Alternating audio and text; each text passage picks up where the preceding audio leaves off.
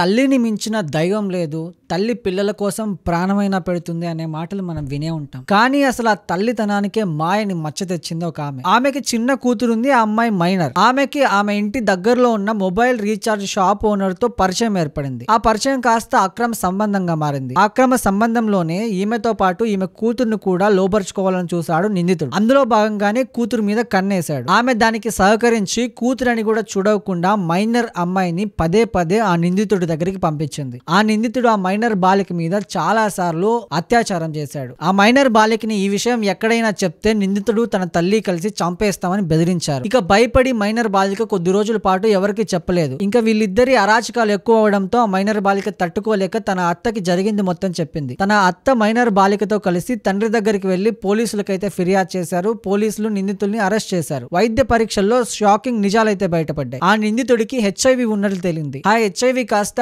ఈ అమ్మాయికి కూడా సోకిందని కూడా తేలింది. ఇక న్యాయస్థానం ఈ కేసుని చాలా సీరియస్ గా తీసుకుంది. నిందితుడి మీద పోక్సో యాక్ట్ నమోదు చేసింది. 20 ఏళ్లు కఠిన కారాగార శిక్ష విధించారు. అండ్ అదే విధంగానే 7 లక్షల రూపాయల జరిమానా విధించారు.